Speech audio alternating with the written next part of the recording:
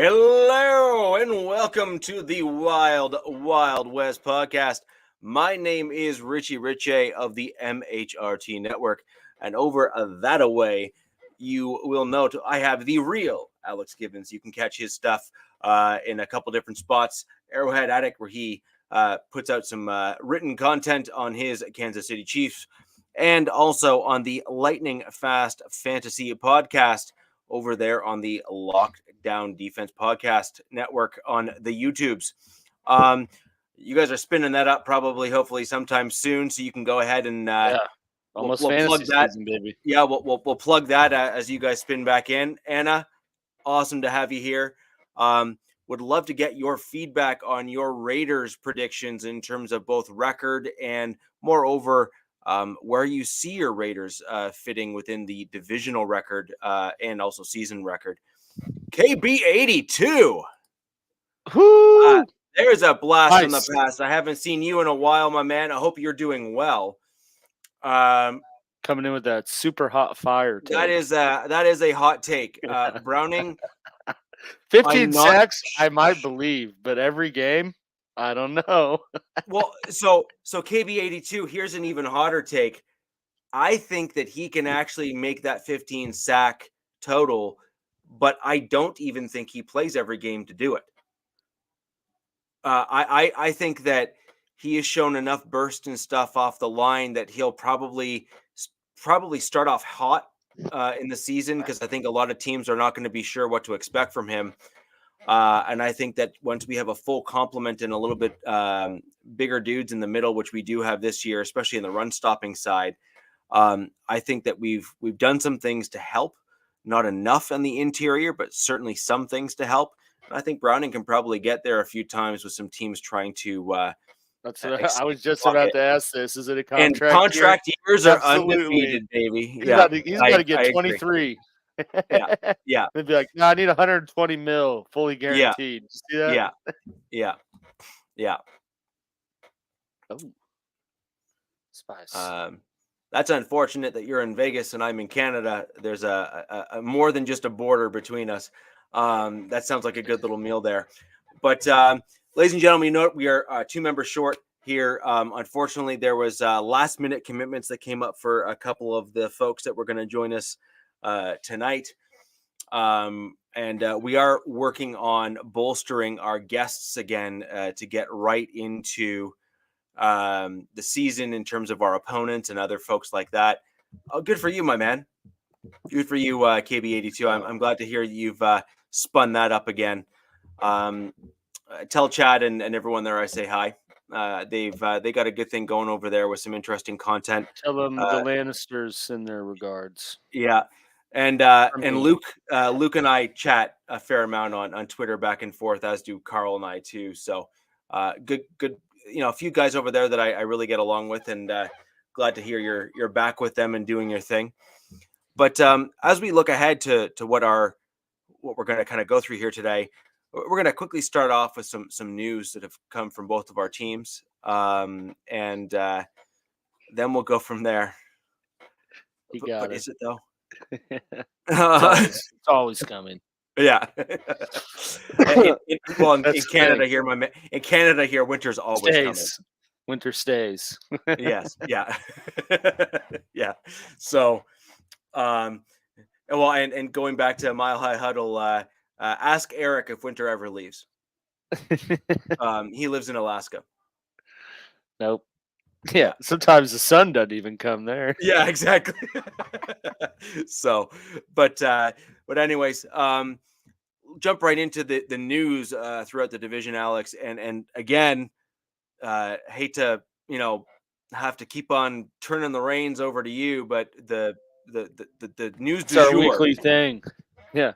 What has happened du jour is Chiefs Kingdom. So let's have you jump right into it and give us the lowdown in terms of what went on with your team there this week. And there's a couple things there, so I'll get you just go right into it. Yeah. So, as we were kind of talking about, pre-show, Chiefs, Kansas City Chiefs certainly hit the all the food groups, so to speak, in terms of off-season headlines, tabloids, and distractions, and albeit this most recent one is definitely, not one that was the cause of any actions or, anything to sort of put, shed a negative light on, is more of just a freak medical incident. And actually, um, the staff and the team as a whole, I think, kind of went about it the best way when something like that happens. But obviously talking about BJ Thompson, who was I think second year edge rusher. They took him last year, so he's been a kind of practice squad, tweener guy. Suffered a seizure during train or special teams meeting last week, which obviously went into cardiac arrest. Had to be pulled out of there pretty quickly, and was serious enough of an event that they canceled practice for the rest of the day. And it's just kind of a go home. We'll come back, and from everything I've seen, he's fine now. I think makes it a fine recovery and no setbacks or anything. And I think was already released from the hospital. So I mean, like as we were talking about, Harrison Butker, the guy that kind of was wearing the scarlet letter the last couple weeks, has been reportedly the one who, sprinted out of the meeting to go find the athletic training staff or team doctor, probably team doctor or neurologist. Yeah, team doctor. Point. Yeah. But got who he needed to get to BJ Thompson in a quick and efficient way and get him the attention he needed and, get him to where he needed to go to, help him probably save his life in the long run. Probably, yeah.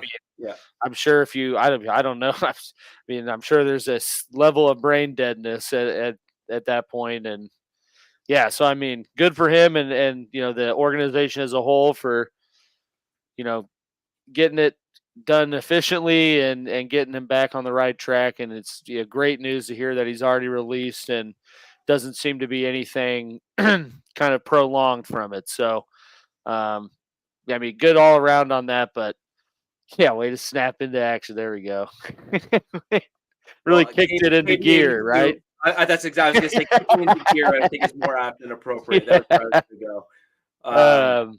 But yeah, so as we've said, the Chiefs certainly gotten all the offseason stories and things to happen that kind of create this storm of distraction, so to speak, heading into the preseason and ultimately into the regular season. But at least we did make it a week without any sort of indication of someone else being in legal trouble or anything like that. So we can add a couple days to the days without incident sign we got now.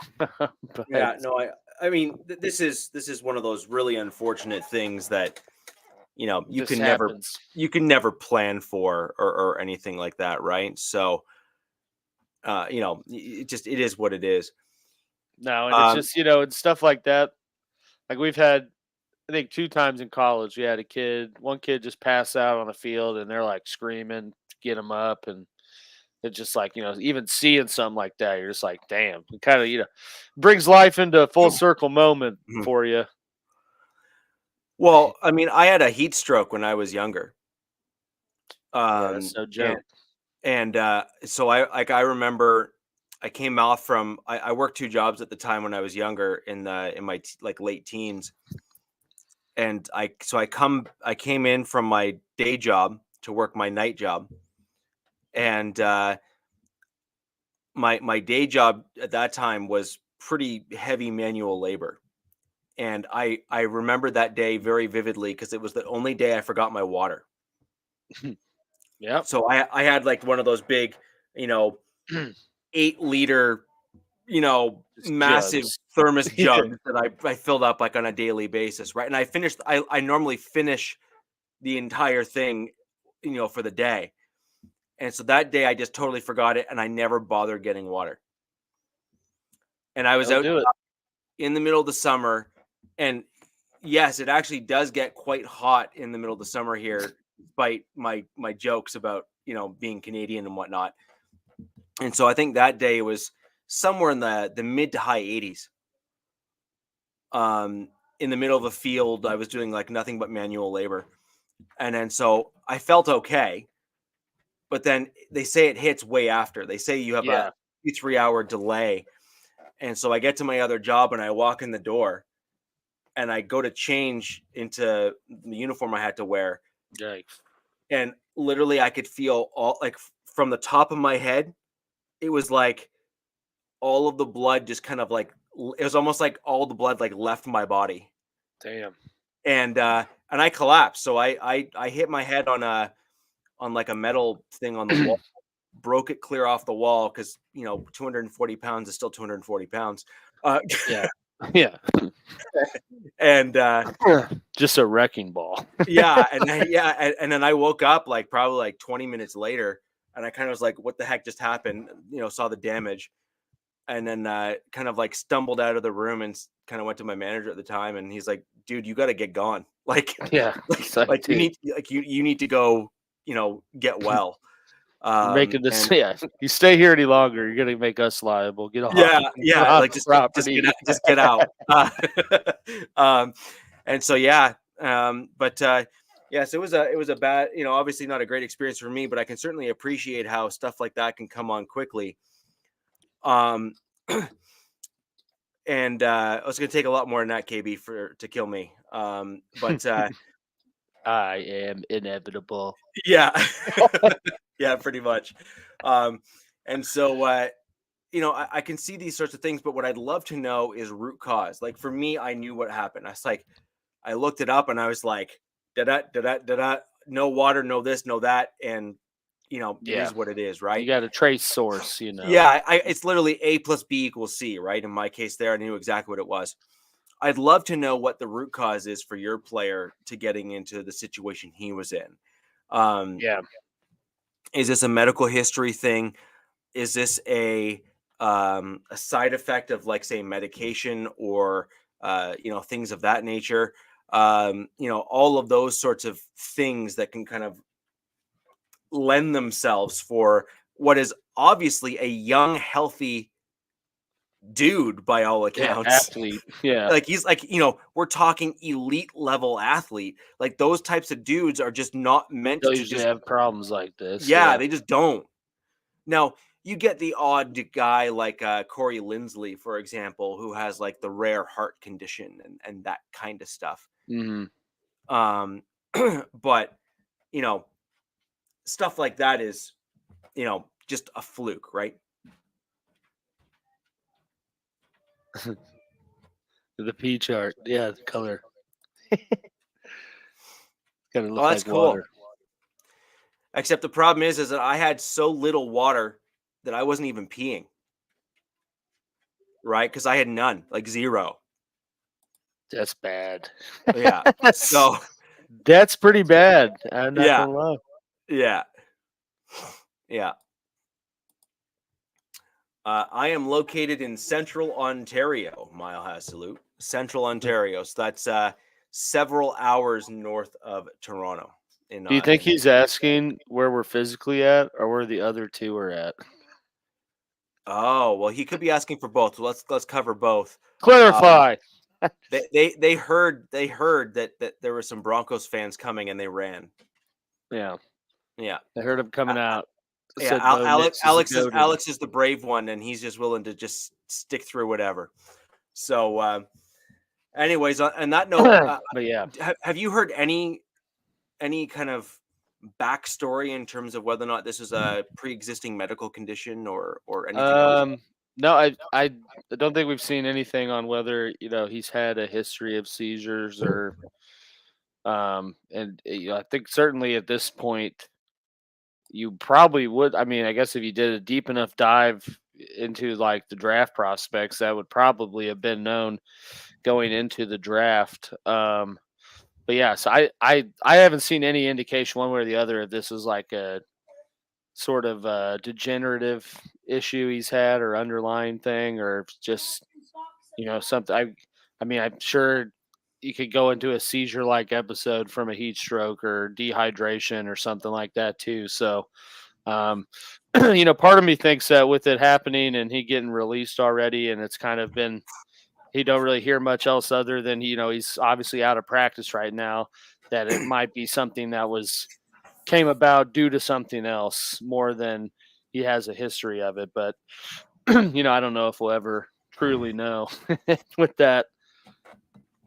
Yeah, I guess the point there is that if this is a medical if this was a medical concern that he had prior to the draft, is this now something that is going to be has it flared up, I guess is where I'm going with that, right? Like, Yeah.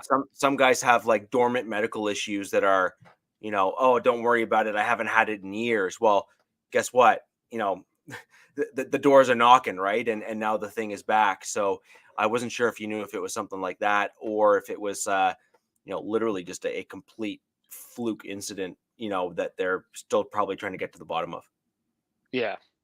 I think it was probably more of a fluke incident, but I suppose time will tell. Mainly just because he went through a whole season of not having an issue like that.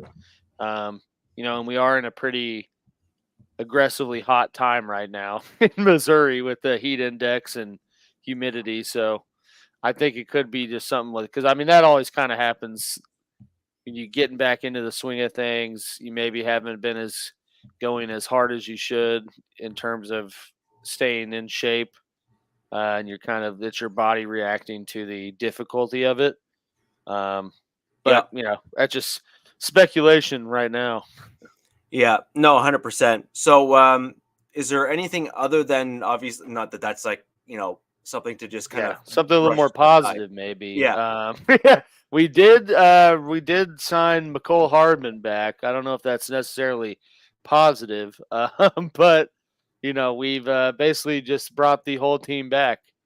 Outside of Scantling, Scantling and McKinnon, I think are the only two that they did not bring back, and have pretty much kind of kept the band together, so to speak.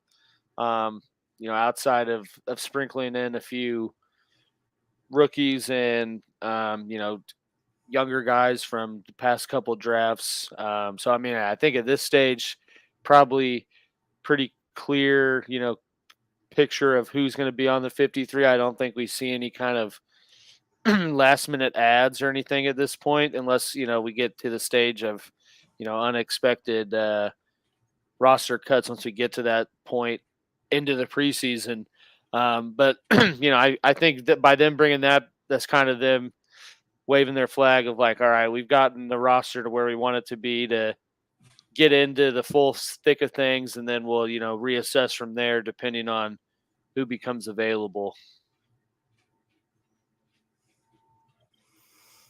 Yeah, so that kind of brings me to kind of one other question surrounding your team then, which is, so you guys drafted some, at least one guy, at least for sure, who's a virtual lock to make the roster in that same position group,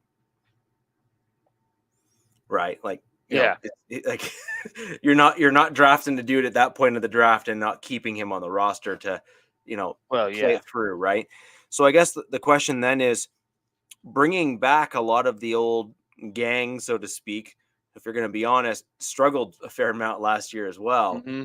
Are you thinking that several of those guys they're there out of courtesy, or are you thinking that there might be some surprise cuts from some of the other younger guys because Mahomes may like some of the other guys that he had on the roster, even if they didn't perform up to par? Yeah, it's certainly interesting because if you look at it, like someone's got to be the odd man out because, right, essentially they cut MVS, which is probably more of a cap casualty thing. I think if he was cheaper, I don't know if they would have cut him, but then they turn around and get Marquise Brown and then draft Worthy. So they've essentially gotten rid of one and then signed Hardman back. So from the room last year, they got rid of one and added two. So just a numbers game. Someone's got to get hosed unless they think Worthy's more of a we'll keep him like we're not going to rush him into being a guy, because if he's kind of comparable to Marquise Brown to me to some degree. Like it's kind of the same player. Marquise Brown's definitely more experienced and probably more polished at this stage. And McCole Hardman, I think, somewhere in between the two of them of, another small, fast guy that I wouldn't say is overly polished and route running, but, it can be effective in this offense. So, I think that's kind of the trio to watch. I mean, because really, I think Hardman probably got brought back as more of a courtesy and like a veteran presence to help bring up Worthy. And, if it works out, it works out. But I think looking at who else is there, Justin Watson's probably the one you would think, or even Tony. I mean, if Tony continues to be kind of a POS, they could end up cutting ties with him too. But yeah, I mean, someone's going to get the short end of the stick. It's just, who out of that, I'd probably those three guys, Hardman, Watson, or Tony, would get it. And I would, just based off of like what they bring to the table, I would probably have to say Justin Watson, just because, he's, what you got with him, and he can't. I mean, he's been given opportunities to step up into a bigger role, and I mean, makes catches, but also, doesn't consistently make plays. So, yeah. At the end of the day, you need a guy that's going to be a playmaker for your team and rise to the occasion when asked. And right now, I think you're hoping Worthy's going to be the guy that's going to elevate. There's also Sky Moore too, though. I totally forget. So, which is makes a pretty strong case. I already forgot about him, that he's there. Sorry, yeah, exactly. And I guess another component too is we don't know what's going to happen with Rashee Rice if he's on a suspension. That certainly opens up a spot, at least for the first half of the season as well. So. Yeah, we'll see how the numbers work out. I think once that kind of comes to fruition a little more, or plays itself out a little bit more, and go from there. Yeah, and I'm looking at kind of where I'm super curious to see the vanilla offense that you guys are going to put out there,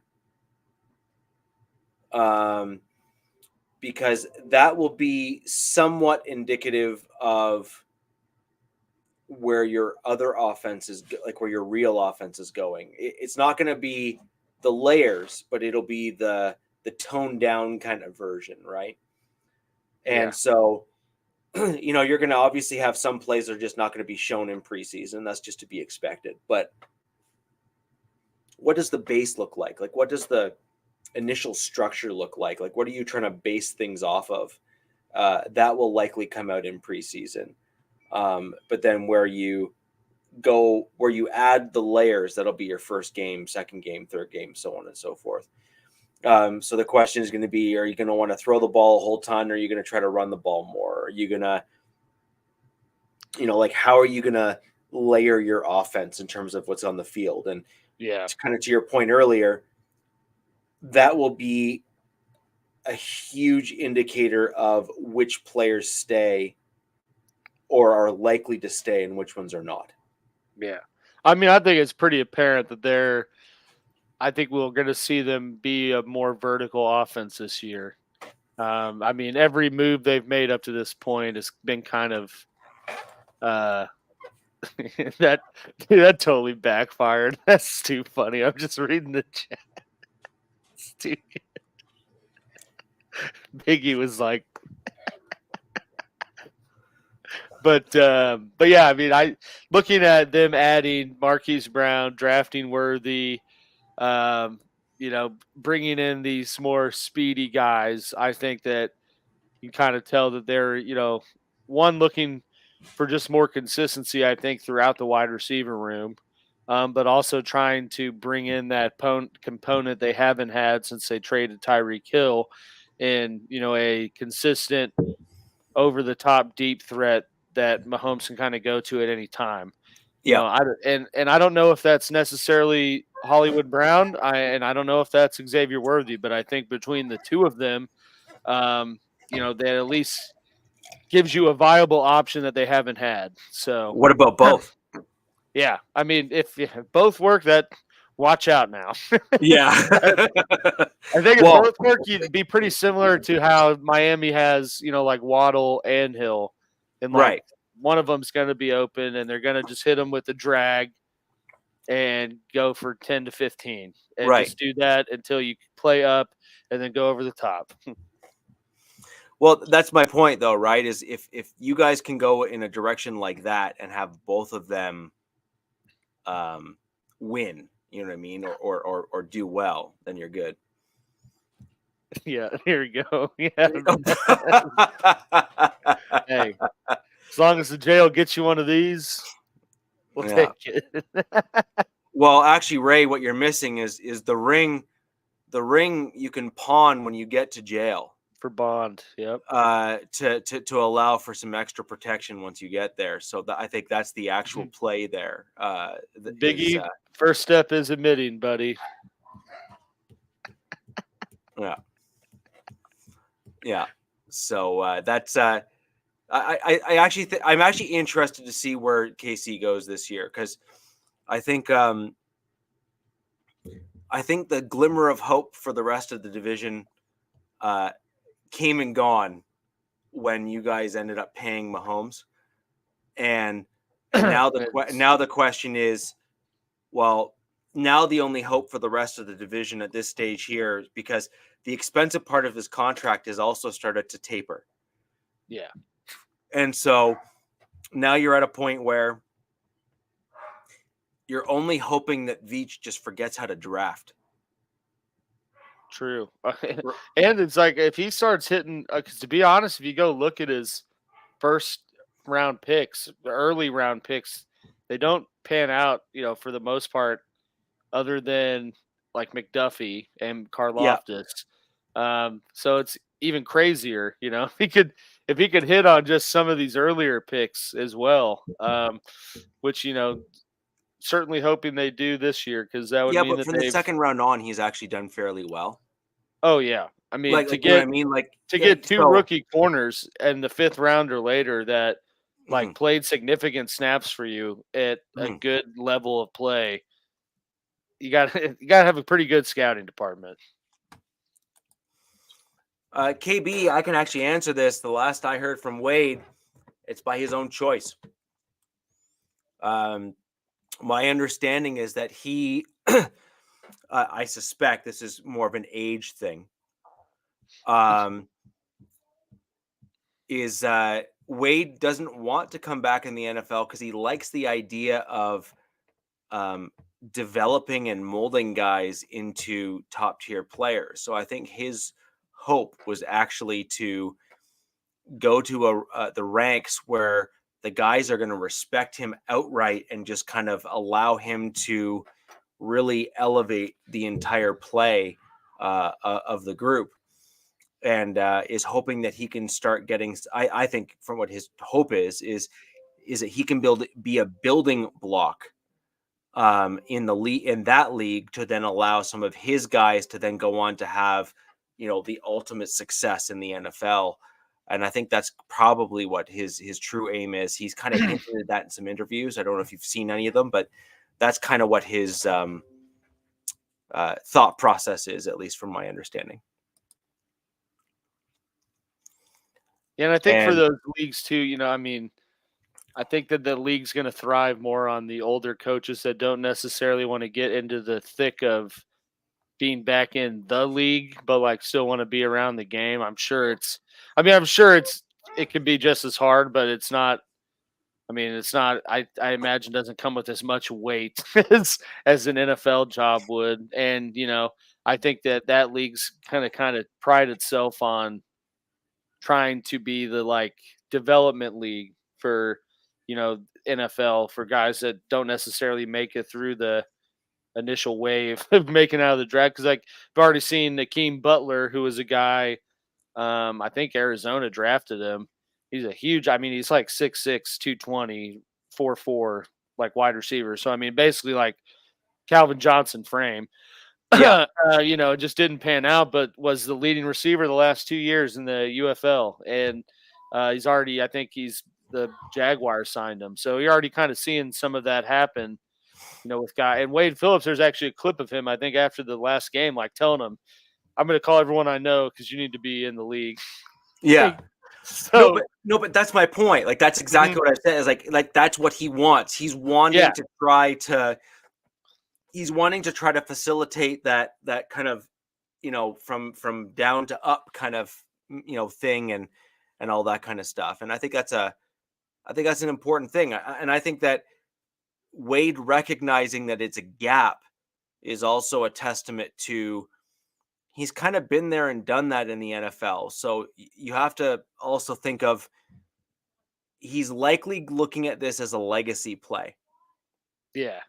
In my mind, is that he's won a Super Bowl. He's he's got accolades for almost all of his defenses. And so at that point there, it's like, okay, well, if I can help build the feeder league for the NFL and have the NFL accolades, I mean, it's like at that point there, I will have solidified. Yeah, I will have solidified. Kind of the founding father of it. Yeah, I will solidify kind of my stamp on the league and on the game of football, because I think that's ultimately where he's looking at it. He wants to be known for, the stamp on the game of football, not just the NFL. Yeah. And so I see this as a bigger picture move, and I think it's probably difficult for folks that are of a younger ilk to understand why someone like Wade would do this. Yeah. That probably too, though. He probably liked the idea of being a head coach, but then he also liked the idea of less pressure as the head coach, where I think he's getting that in the UFL league. And so I agree with that as well, KB82. I agree with that as well.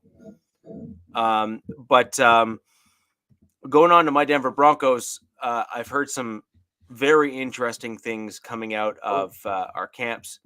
Coach, good to see. My Patrick jersey is actually unfortunately in the wash at the moment. Otherwise, I would be wearing it right now. There have been multiple reports, and I mean multiple reports, that he is absolutely showing out at all of our off-season activities right now, which is really not a surprise to me. I mean, Tim Patrick is a pro's pro. He's always had to elevate his game to prove himself, and I see this as just another year for Tim Patrick to kind of outperform what people's expectations are of him. My only hope for Tim is that he's overcome the last of these injuries. I really do hope that he's kind of put those behind him, because I would love to see him being back with the Broncos for the next couple of years at a reasonable salary and whatnot, and kind of go on to continue to do great things, because I really do love him as a player. I think he has a certain attitude, in my opinion, that Sean Payton wants out of a guy. And I think that he can imprint that same work ethic on younger guys as they come into the league, that he can kind of be that, you mentioned veteran presence with Nicole Hardman. And I think that Tim Patrick is a great example of someone that young guys could and probably should be looking up to in terms of how he's gotten to where he's at. Yeah, I'd say it.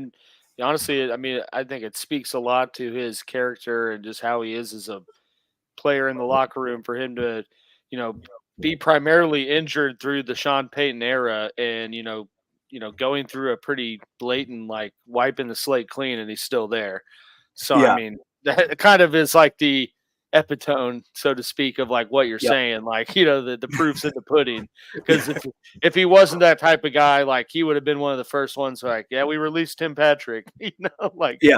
Well, they and he even was willing, which I think shows, again, character of recognition, that he was hurt the last 2 years, and he kind of came back at a discounted rate to kind of prove himself again. Yeah. And again, I think that shows a certain grit, resiliency, work ethic, just character. Like, character is the kind of the word that I seem to fall back on when I keep on thinking and hearing of things of what Tim does on and off the field. So I think that's a huge thing. Love that actually for the Broncos to have him back with our team, because I think that's a big deal. But I do think that he is a great addition to my Denver Broncos. The fact that he's back, I do actually have him projected making the team for sure. I think that he's just someone that is too important to. Sorry, just one sec. So I just think he's too important as a player to let go or not have there. Just too much is going on, and too important of a guy. Yeah. But then we also have Courtland Sutton, who has now made his first appearance.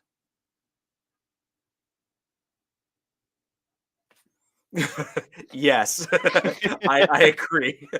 Well, see, Raider Zach, He I gets it. also I also appreciate that there's a recognition for divisional opponents. Even I think Tim Patrick has murdered every other team in the AFC West in at least one game. yeah, So pretty much. Yeah, like for sure. You know, there's there's sideline catches. The one thing that really has set him apart is he's got almost sneaky speed, because you don't expect a dude of his size to be able to run like he can. And what also separates him apart from other guys is he's got body control. And again, it's kind of a rare trait. Like it's I'm not trying to slander Robert's new wideout on his team, but like Quentin Johnson, for example, um, no hasn't control. hasn't shown body control for his size. So he's got some routes that he can run, but they're the same routes. But he's not shown like the ability to recognize that there's a defender that's behind him, and if he twists to the left, he can catch the ball and not have the ball batted, for example, or something along those lines, and make the play. Tim Patrick just seems to intuitively understand this, and to Raider Zach's point, as a result, kills you like as He's an a dog. opponent, like absolutely kills you. And what makes it even more annoying, I would imagine, or beneficial, depending on which fan of which team you are, is as a result of those types of plays and what he can do, he also makes for a great clutch player, because he tends to just catch anything that is properly thrown in his radius. Yeah. He just Or gets even it done. sometimes, or even sometimes improperly thrown in his radius, depending on the game. And so, I do agree that he's kind of that guy. He's that type of player. He's the safety blanket that a young quarterback could really benefit from having on the team. And I think that's what a lot of you guys have, generally recognized in the chat here, which is, he's that guy for the Denver Broncos. And I think that's exactly why the Broncos brought him back and didn't seem to, bat an eye when doing it. You know what I mean? So we also saw Courtland Sutton, like I was just saying earlier, where he's, back. back on the field and that sort of thing. But, at the end of the day, he did also make a few comments, which, I saw. I think will ultimately hurt him. I think it's unfortunate that he's continuing to kind of stoke the flames, as it were. I think that there's, you know, what's the Batman quote? There's some people that want to save the world, and there's some people that just want to watch it burn. And and I think that Sutton uh, wants to. He's certainly burning some stuff. I think that while he's not necessarily lighting the world on fire in terms of, some of his comments, I will say that he's certainly throwing a couple extra pieces of kindling into the fire just to make sure that it's not going out. He's he's not throwing water on the embers. We'll just put it that way. he's certainly keeping his contract dispute at the forefront of Yes. Broncos Yeah. news, I'd Yeah. say. Yeah. Yeah. Which, like, Exactly. I don't blame him, because I mean, you never blame a player for trying to maximize their earning, but Not at there's all. definitely, I know, and we've talked about this show before, but there's definitely ways to go about it. And I'm never one to like make it a pissing match with the media, you know? Well, here's the thing, right? He had a pretty big time year when it came to scoring. Like 10 touchdowns is nothing to, just brush aside as a Broncos fan to say, who cares? Like 10 TDs is 10 TDs. I don't care what team you're on. Yeah. Right. Right? That's 70 points or 60 points just from one guy, right? So, that's nothing to just say, oh well. You know what I mean? However, I also think it's key to note how those TDs came about and also look at what transpired to allow those touchdowns to come about. And in my opinion, looking at who's back now, assuming all things are equal, I believe that Sean Payton is analyzing Cortland Sutton compared to Tim Patrick.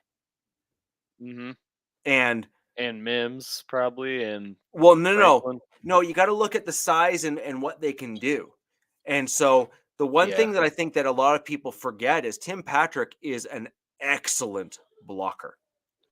Like, as in, that actually might be one of his best traits is blocking. And part of it is he's a gritty player. So therefore he's willing to do gritty things like block to, He's a dog. Yeah, he is. He's just a legit football player.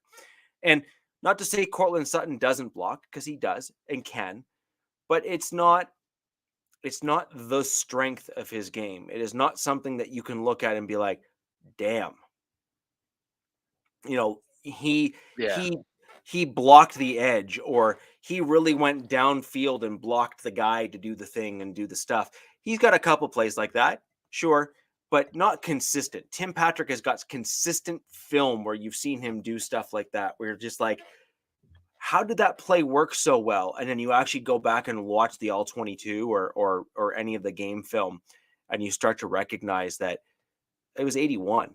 Like 81 was there to seal the gap, or a guy came downhill and then 81 knocked him off his feet and onto his ass. You know what I mean? It's like, like that was all Patrick, and Patrick has done those things consistently through his career, which is, a testament to the type of football player he is. And I think that that's why, again, to your point, it would have been just as easy for Peyton to say, my team, my era, bye-bye. Yeah. Like, and no skin off Peyton's back, because he had every justification in the world to potentially do that, right? And so I think that says a lot. I mean, a ton about caliber of player. Now, Peyton has also been, in my opinion, the professional in the room, Sean Payton, that is, when it comes to the Sutton contract. Yeah. His pressers have been certainly a little different than how he talked about Russell Wilson. Yes. Yeah. Let's just put it that way. Yeah. Yeah. A little less money, though, we're talking about right This now. is also true. Yeah. But Payton has been incredibly professional as it's come down to Sutton and his contract dispute and that sort of thing. And I do believe that is something that should be mentioned and commended for Sean Payton, just simply trying to say, shutting it down, basically. I think that's the right thing to do in circumstances like this. Another interesting couple players for the Denver Broncos before we move on to our next topic, but Riley Moss, young corner, drafted, never really played much last year. A white corner. This is correct. Has had some pretty incredible plays in the Broncos offseason program. Been a guy that I've heard consistently brought up. Certain plays have kind of made varying highlight reels as guys have been able to visit practice and whatnot. So I do think that he's a guy to look out for. I think he's someone that many folks will wonder where he came from, just because he will likely present himself as more of a veteran when he's on the field, and they're going to wonder how, because they're going to not remember his name because he wasn't really on the field much, if at all, last year for the Broncos. So if he shows out the way that I think he might this year, I do think that that's going to be a bit of a testament to a rare thing for my Denver Broncos, which is they drafted and developed. However, as much as I say that, we have actually, generally speaking, had some pretty good success in the cornerback room and safety room. That's what I was just getting at. For me? That's what I was getting at. I said at least it was another corner. Yeah, well, yeah, because that particular position group seems to be a sweet spot for the Broncos in terms of being able to draft and develop and turn into household names of sorts, going all the way back to, well, at least within just like the recency bias era, but like Chris Harris Jr., for example. I mean, there's an undrafted free agent college who's like absolutely just top tier caliber NFL player. And we've had Mathis, for example. We've had McMillan, who again, like these are all guys that have either been undrafted or like you said with your team, with like 5th, 6th round kind of guys, come out and play out. And I think that we've got a couple guys on our roster that have really turned some heads in recent years, where we haven't had to spend a 1st or 2nd round, although we also haven't had one to spend. So that's a different story. But, in terms of draft picks, to get guys to fill in those key positions that are typically you almost need to spend that level of draft pick in order to get, the type of player that fills those roles for the long term. Look at McDuffie, for example. Typically that's where you have to look for that guy that's like a plug and play automagic, player at that spot. And that's where you ended up with. You ended up with McDuffie, but instead the Broncos went to like the undrafted college pool, or like 6th, 7th, 5th round, and were like, here, hold my beer, we'll find another one. Yeah. And another one that I think a lot of guys are forgetting is Sang Bassi, who ended up going to the Chargers. Vic Fangio basically turned him into a household name, because he's like 6'1", kind of like 215 kind of body type, if I'm not mistaken. Just off the top of my head, if I can remember, kind of size and scale. Yeah. And Fangio put him in the slot, and big ass frame. Up. He had the frame. Yeah, he held up beautifully, right? And again, this is, I think, where a lot of people forget, but like a visionary, like I do put Fangio in that category in terms of defensive coaches, saw Travis Kelce and other guys like him in the league and said, cool, I got an answer to that. Yeah. I got a dude that has some twitch to him, but he's also of a height and size that was good. Yes, Ray, Bassi was good for a good number of years, and then he got hurt.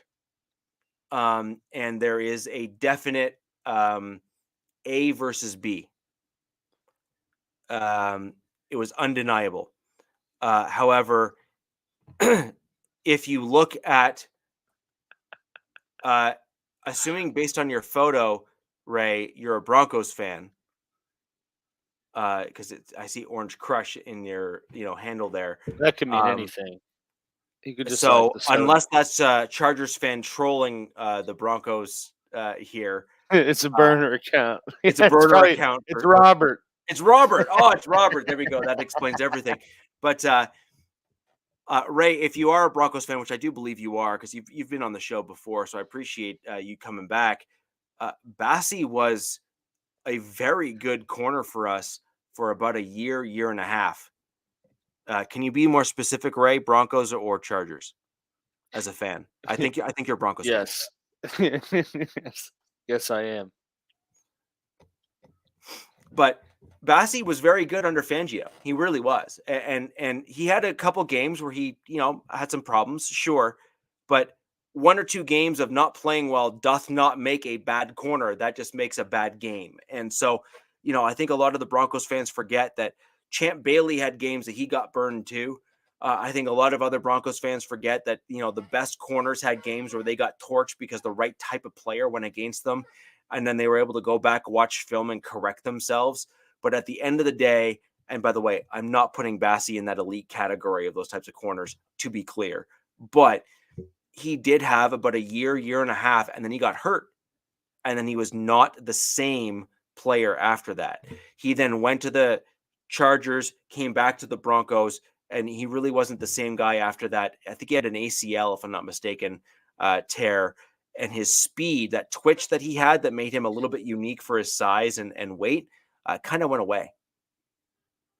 Which sadly happens to some guys when they tear the ACLs. It just the elasticity of those joints that they once had isn't Just there, mentally not the and, same. and it's also sometimes a mental problem as well. So, Ray, again, I'm being very specific, intentionally, and we can go from there.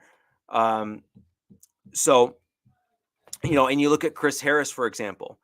Chris Harris was elite in that slot for a period of time. And then you'll note as the league progressed, he actually started to have slippages rather in terms of what he was able to do versus not. And part of the reason is, I think on a tall day, he's about 5'10", right?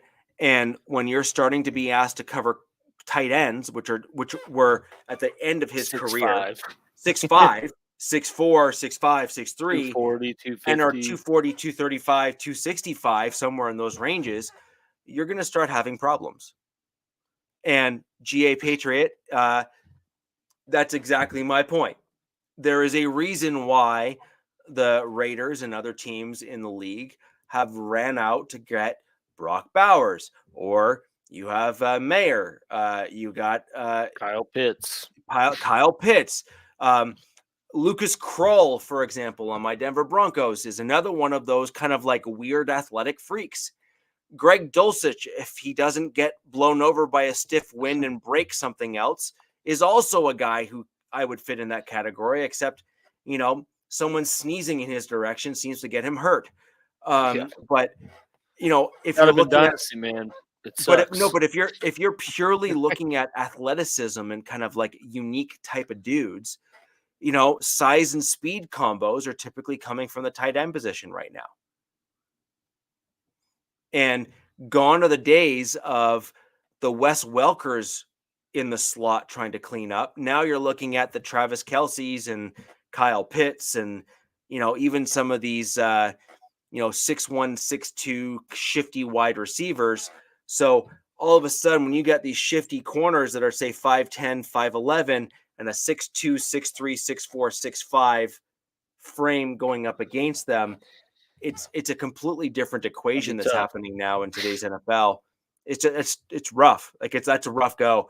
Also, the hip drop tackle will also, in my opinion, impact the slot corner position and the slot coverage the most, because that would certainly be something that would have been utilized in those crossing style routes where a guy can potentially get ahead of you, which means then your only option is then to do the hip drop to try to bring him down. And you're going to get called for that now. And I think that's a problem. You're correct, GA. That's exactly my point. Third and Bowers. Yeah, now it's going to be third and Bowers, or as the Chiefs have been now accustomed to, it's third and Kelce, or just throw it to Kelce, however you want to, Our third and Mahomes will scramble. Yeah, to get it. Yeah. So, and that's actually another point that's unfortunate as well, Alex, is that the rules in the NFL have so heavily favored the quarterback, and they're being so the rules are so over in their corner that Mahomes has figured it out, and you can see it in how he runs. He'll fake going to the sideline and then stay in bounds. Oh yeah, I mean they all do it. And they all do it now. Mahomes picked up on it faster than most other guys, though. He kind Yeah, of did it first, and then the other guys started to follow. But that's exactly why I think the NFL needs to ease up on the hitting of the quarterback by the sideline rule, because in the NFL, 2-3 yards makes all the difference in the world. And if Mahomes is going to exploit the sideline to get that extra 3 yards and a first down, then any player should then be allowed to just clock him when he's by the sidelines. Like, I literally want to see him taken off his feet and thrown into the sidelines. And it's not because I'm just a Broncos fan. It's because as a football fan, I want there to be a cost that is absorbed for not accepting the fact that you're basically being asked to put down on the ground with a pillow. yeah. And so that's my issue with what's going on right now, is that the league is allowing, in my opinion, too much leniency of the quarterback position. Or the other solution that I would have to that is, if you're going to allow those quarterbacks all those leniency pieces, then you should blow the whistle dead if they choose to turn back in bounds. Yeah, I think that would probably be the more. I mean, clearly they have put these rules in place to promote offense and point scoring and keeping the quote unquote faces of the teams and league, healthy and on the field as much as possible. So I don't think that they would, change any sort of rule to promote the potential of more injury. But I do agree. Like if I, it's also such a tough, like it's such a subjective assessment. Then you get into, well, I thought this QB was going out of bounds, so I blew it dead when they weren't, or vice versa. But that's definitely not a bad alternative to what we've seen with some of these QBs that kind of take the rules to their advantage, and I'm sure they'll do it even more now with the hip drop tackle and all of that. Because I'm pretty sure a couple of tackles on Mahomes were used as examples of what they're looking to deter. So, it's only going to push this narrative further. But I mean, I feel like we always see that every year where they change rules and then it's kind of slowly tweaked until it's just sort of part of the game. And we're kind of just, talking about it as more of part of the game than what needs to change with it.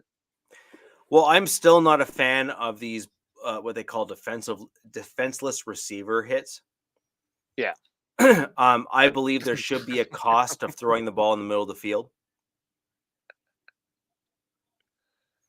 I agree. I love it. I absolutely love it. I just think you need to avoid the neck. But if you're going to hit like the shoulders and then bring a guy down, I say I'm all for it. But just good for RKOs. What's wrong with that? 100%. It's a reverse hip drop, really. You're taking the hips away from the body. Yeah. I'm protecting you, Instead of the hip drop, here's the new tackle. It's called the RKO. Let's watch Randy Orton. Look, if I can bring you down with one arm, I deserve to bring you down. You got to grab around the back of the shoulder pads, jump forward, and pull them down.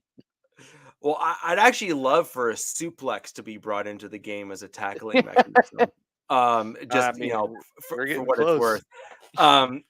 But my big thing is, if you're going to outlaw such a relatively basic tackle at the NFL level, like a hip drop, and you're going to overly protect the quarterback and allow quarterbacks like Mahomes and others that have the mental wherewithal to kind of like exploit some of the benefits that they get, there needs to be some kind of corrective action to enable player safety, but not take football out of the game of football.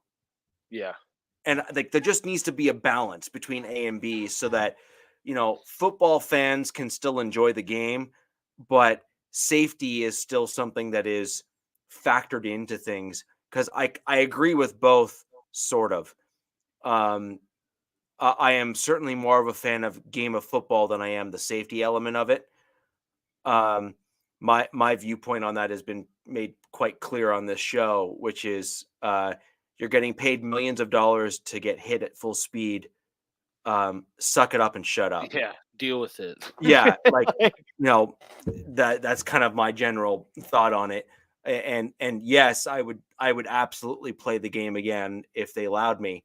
Um, but they probably won't. Uh, um, but I just think that that's the whole point, is that you're playing a contact sport. Like, the risks before you play. Like, this is not something that is a wait a minute, I'm about to get hit. Like, you should not be. There should not be like this, out there notion for what you're doing. But I do think that there should be a penalty for just blindly throwing a ball in the middle of the field. I think that you need to have some self-awareness. And I also agree with Aaron Rodgers and some of these Tom Brady, Aaron Rodgers. I've The heard old Phillip ones. Rivers even say this Yeah. in interviews as well, which is like the quarterbacks now don't actually need to process things cerebrally the same way they used to. It's just there's so many rules that just allow them to just chuck it all over and just let whatever happen that they're not really being pushed. Yeah. And I'm And sure in some cases the fallback is like throw it over the middle of the field and maybe we get a penalty, or underthrow to get a PI. right. Or, you know. So Yeah. I want to address this. When I played rugby, I used to do what's called a velociraptor tackle. And I'm Okay. pretty sure that they're not allowed in the NFL. But I would love to see them because, man, are they I don't even know vicious. what this is. I'm gonna have to look this up. So, have you ever seen the movie Jurassic Park? Well, yeah. Okay, so you remember when the raptors that used to basically have one raptor would come from the left and the other would come from the right? Uh-huh. So what I did that in rugby is that I would come from the right side and my teammate would come from the left, and we kind of do a circle across. I would go low to the legs and my teammate would come from the opposite side and cross tackle and go to the right. Oh yeah, that's absolutely illegal. Yeah. Oh, dude, yeah. That's called a high-low. That's Yes. most definitely frowned upon. Yeah, so we called those velociraptor tackles. Yeah, it's damn near splitting someone in half. Might as well just tie them to 4 ropes and push the carriages in I know, different it was directions. great.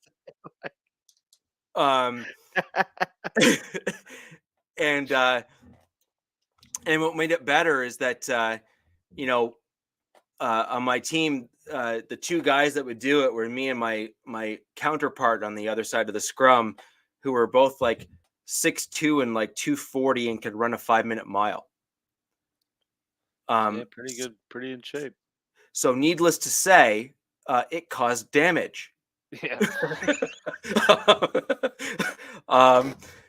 And I think that type of tackle is, again, you need to have self-awareness. Like, you're playing a contact sport. You need to know what's around you. I mean, like, I got a cleat to the head. Yeah. The ref said, "Can you see straight? Go play." Like this is the ref telling me these things, right? Like I grew up in a different era, and I'm certainly older than a fair number of these kids that are now playing now. And I'm not trying to, insult, but I don't understand. Like this is like, I knew what I was getting into coming into a contact sport. Like I probably have told the story on the show before, where I literally shattered my right leg. Yeah. On the rugby pitch, and my dad came over and said, "Oh, that's broken. Are you going to leave now or after the game?" Yeah. Right? Yeah, it was different mindset back Like that's then. like Even when that's I the played. mental mindset that I grew up with of my generation, right? Which was, walk it off. You have a broken leg. Can you still walk on it? Yeah. Like that was the question, and it was asked like on like directly, like as in like a serious question. Like it wasn't asked as like a joke. Like it was asked like very, very, very seriously. Very to the point. Yeah. Like, Yeah. we going You know, now or what?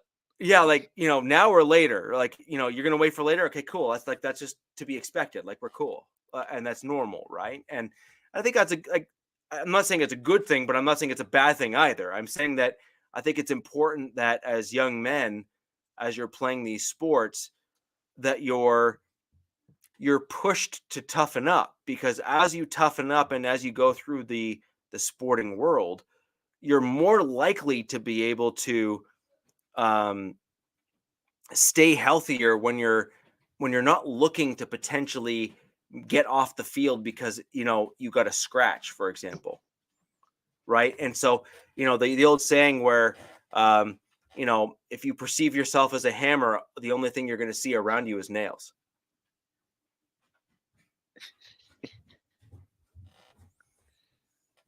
Yeah. That's the old line of thinking there. Just it'll be fine. Yeah, exactly. So let's get on to some record predictions here. We got a fair number of Raiders fans here active in the chat.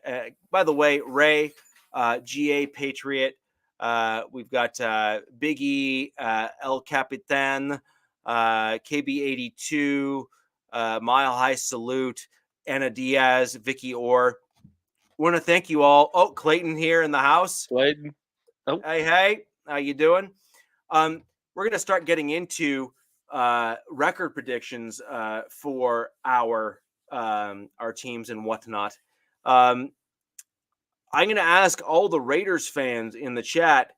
I want to hear your divisional records for the AFC West. I also want to hear what your overall record prediction is, and we'll try to throw those comments up live on air.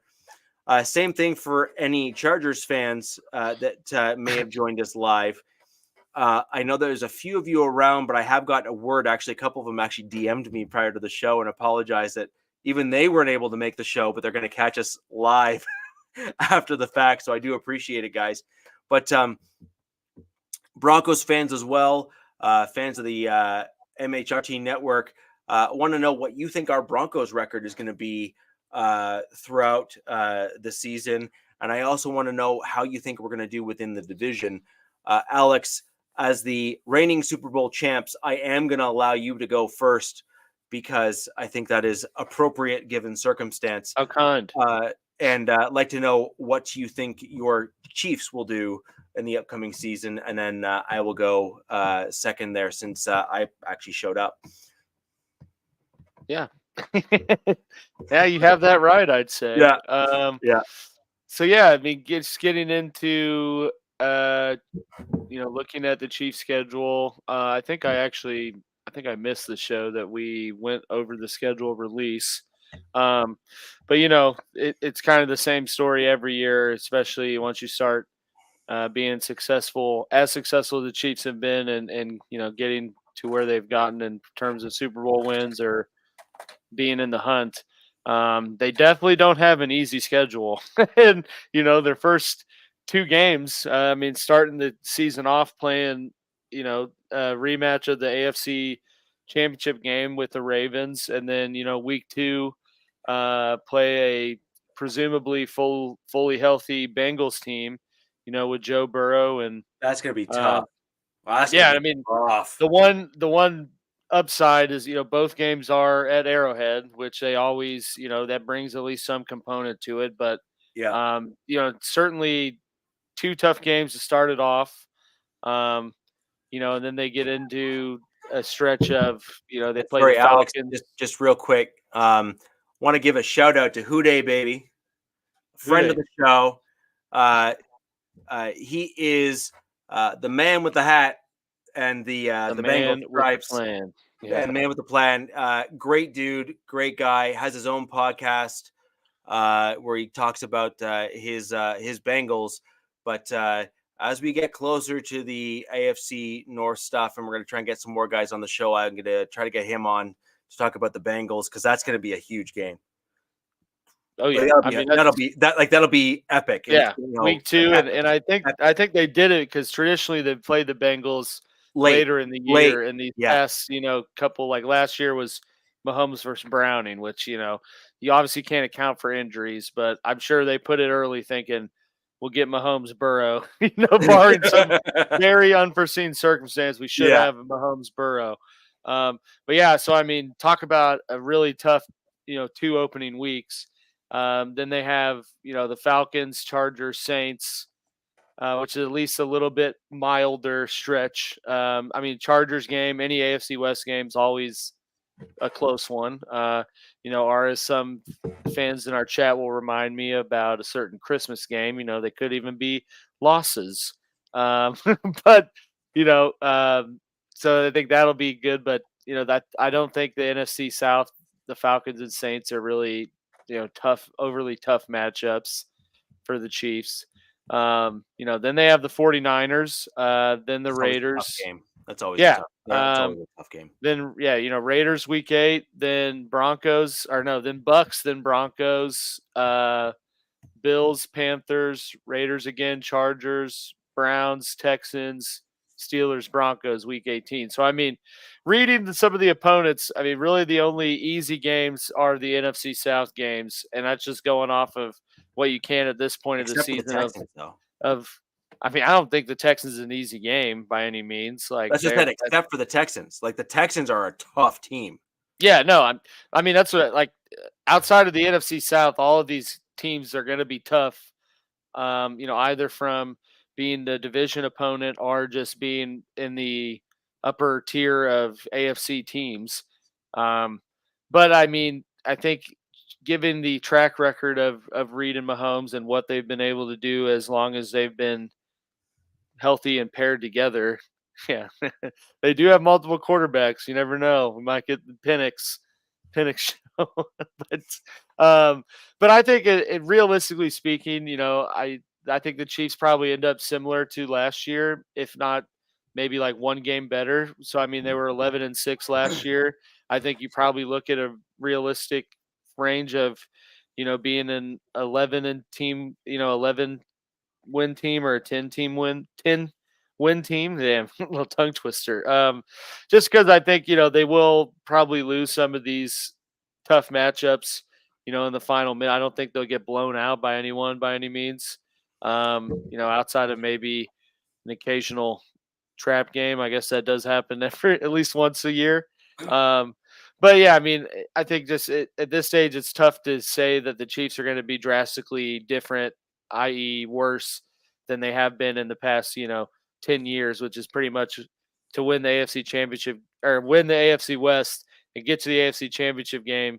And more likely than not, the Super Bowl. So, I mean, until they have a season where they are just god awful and, 4-14 or whatever the hell it would be, like it's tough to say that, they're going to be anything worse than, finishing towards the top of the division. I do think like last year, I think we saw them split with the Broncos and the Raiders. I think they beat the Chargers twice. But I think we probably see a pretty similar layout across the AFC West again, and that will probably split with, I think they'll sweep one team. I don't know which one that'll be, and they'll probably split, with the other two. Just because that's how these games go. Like they're always close. Those are always the best games to watch. I guess they're close unless they're Christmas Day. Or even the one in Denver, a few weeks before that. But yeah, I mean, it's tough to say that they're not going to be as competitive as they have been with, the moves they've made and just the fact that they got Andy Reid and Patrick Mahomes. No, I think that's fair. I see the Chiefs and Broncos splitting the division basically equally, like in terms of one win, one loss. We can ebb and flow in terms of where that lands, and this is assuming everyone's healthy, right? Like this is assuming that there's health across the board. Obviously, without health, you can't. It's difficult to predict kind of where things land and who steps up and who doesn't, and that kind of stuff. But I think if we're going to be kind of even keel, level headed, take our respective team colored glasses off, properly. I mean, if you're going to be honest, 3 years running now, the Chiefs have only beat the Broncos in most games by a field goal almost 100% of the time. And then we beat you guys once last year, right? So, and at any given moment, one of those games could have gone differently if the Broncos just, decided to have a competent offense at some point. And I think that's just an example. I'm not even trying to make excuses. Like, obviously we lost kind of fair and square, but I think if you're going to look at it honestly, defensively from the Broncos perspective, we certainly have kind of kept the Chiefs within a box, so to speak, which is a good thing because a lot of other teams haven't been able to, right? Like that's you know what I mean? Like, that's just no, absolutely. And like I said, those I think those games are always close. I mean, like the Raiders embarrass the Chiefs and they go on to win the Super Bowl. But I mean, the AFC West games are always just so close because of the familiarity and just the history that it's just, that's why I was saying it's hard to like say, they're like crapshoots almost. Yep. You could have the Chargers picking in the top 5 and the Chiefs go to win the Super Bowl, and you wouldn't have known that they played twice in both games, came down to the final drive. Yeah, exactly. Yeah. Or, the Broncos are a 5-win team and the Chiefs go on to win the Super Bowl, but yet both Chiefs games came down to a game-winning field goal. Yeah. And I mean that literally in many cases. Like, it came down to a game-winning field goal, right? So I think that says a lot about the division and the strength of the division. I also think that, Alex, we've been doing the show long enough now where we actually have some history in terms of, multiple seasons, multiple off seasons, multiple looks and feels. Really makes it really interesting, if I'm going to be honest. Like, having, you know what I mean? Like, how it kind of progressed. It's it's one of those super fun things about doing a show like this with, friends and divisional opponents, right? Which is you get to analyze stuff and be honest, like, in terms of analyzing stuff. I think that our teams, despite our splash moves a few years ago where you were thinking things would be better, I think if we're going to be honest in terms of what we've seen the last offseason here, I think that there has been a real narrowing of the division. And that is in large part because we've seen some unsexy moves take place this particular offseason. You saw a lot of linemen, linebackers, running backs, the building blocks of a solid team, rather than we got a wide receiver. He runs a 4.3. Getting the flashy wide receiver, or flashy QB, the flashy corner, or whatever. You've seen all of our division kind of go for the hog mollies in the in the offensive line. We've seen interior D linemen. We've seen just the less sexy positions be backfilled within the division this offseason, including the draft, I might add. Yeah. Right. I mean, point proven. Look at the Chargers, picking 5, take a left tackle. When they didn't really need one, but that is, I mean, the quintessential building block to, having sustained success is the pieces around the flashy player. Right. And to Raider Zach and GA Patriot here, to kind of to their point, I'm going to put aside your rando names for the other teams. The Raiders are a prime example of drafting the not sexy picks, generally speaking, in some of the latter rounds, but Yeah, making the but right like what they picks. would, No, but making the right picks. Like that's the thing that's kind of frightening there is the Raiders have really done a great job, I think, in this offseason to make themselves truly competitive within the division. And it's going to be really, really interesting to see how they manage those ingredients.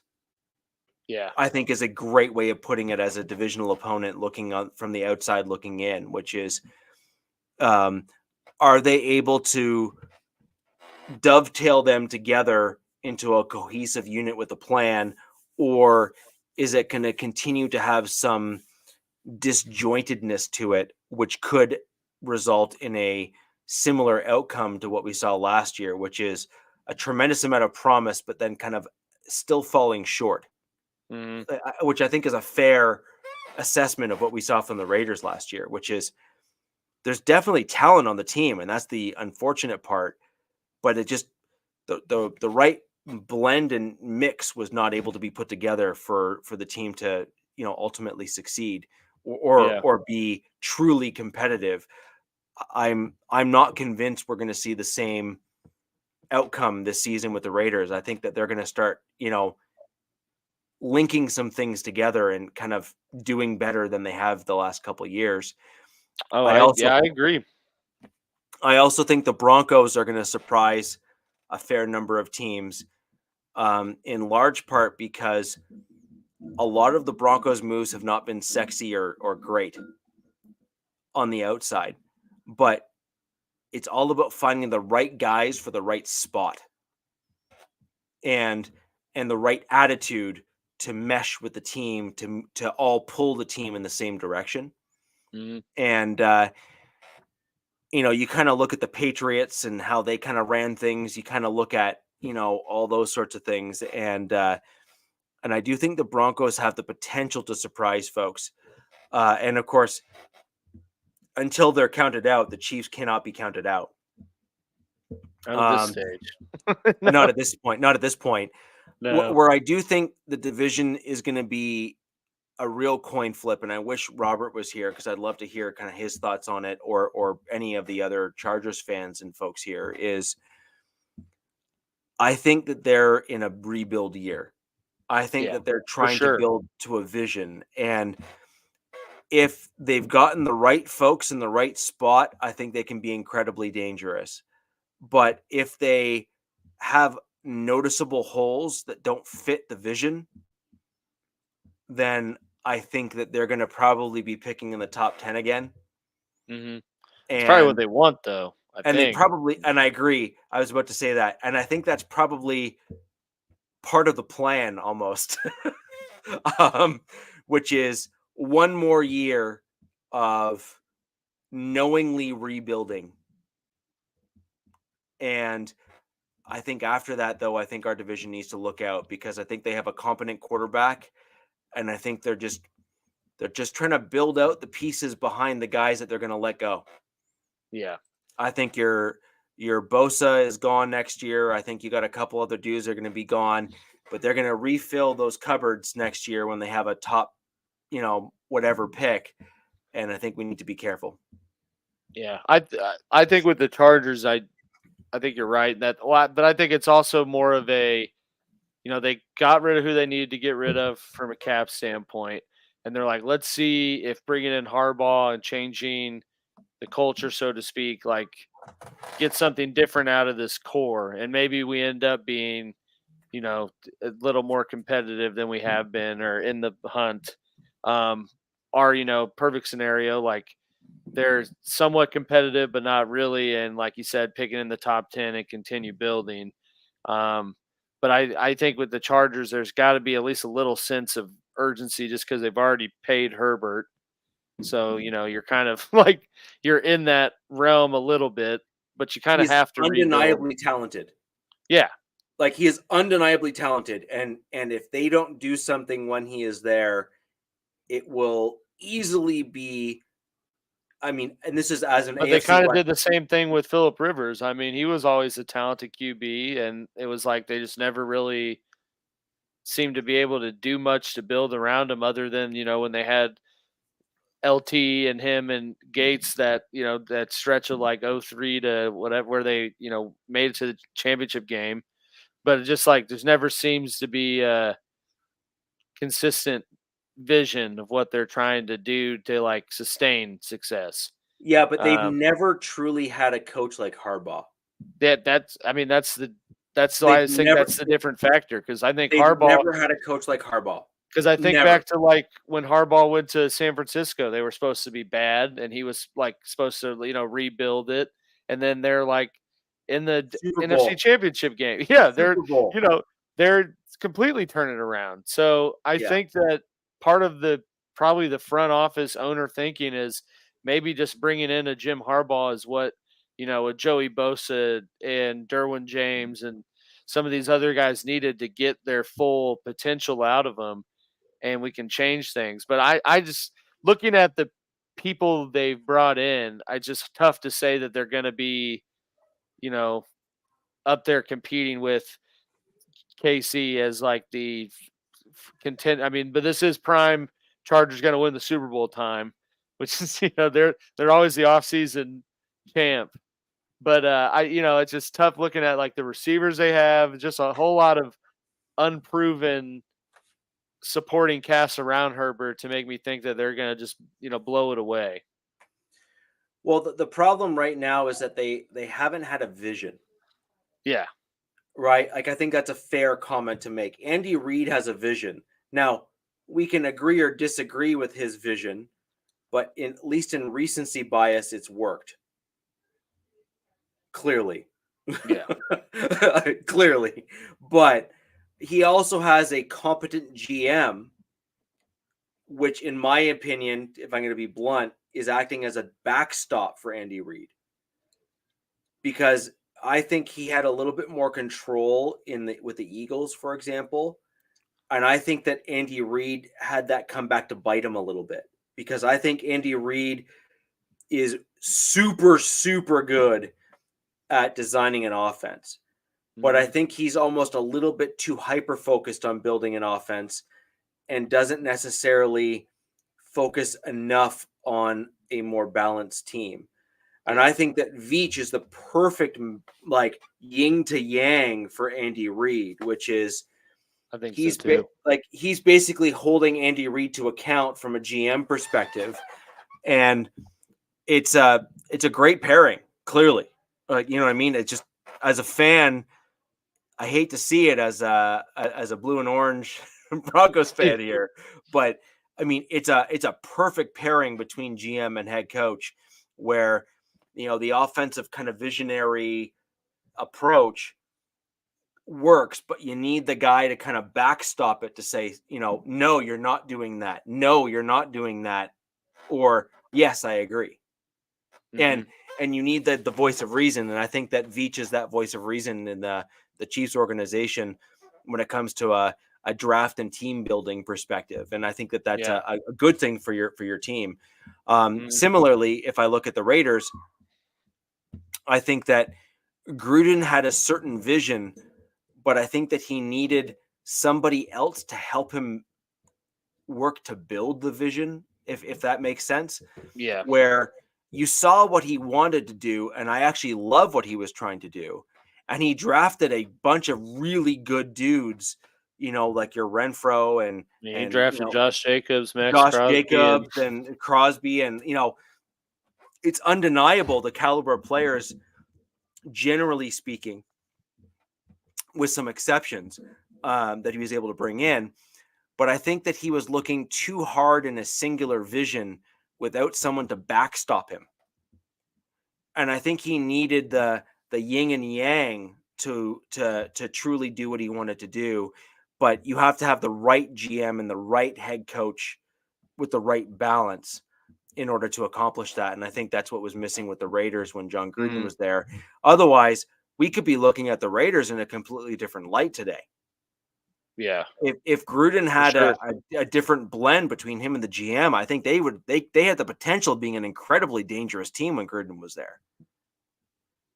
I mean, they made the playoffs. So they made the playoffs and did a whole bunch of other things, but they were always just missing like an ingredient or or the draft player that they got in the first round just like didn't hit, or Yeah. or Or criminal issue. or like, the whole, speeding problem and stuff. But, I think that that's the issue. And it's very similar to kind of what we saw with John Elway with the Denver Broncos, for example, which he was given ultimate control. And if you're going to, as a Broncos fan, be truly critical, which I have no problem being, Peyton his Manning draft saved his ass. his draft picks were trash, Yeah. like trash. John Elway's approach is basically, what quarterback is 6'6" and has a big arm? Where can I take him in the first round? Yeah, exactly. Yeah, You. yeah. And so the issue is, building a team is more than just throwing a dart or thinking in a certain headspace. You have to build with a vision, and it has to be a vision that is consistent. Yeah. And I think the problem is that you can't play a game of whack-a-mole when you're trying to build a team. You have to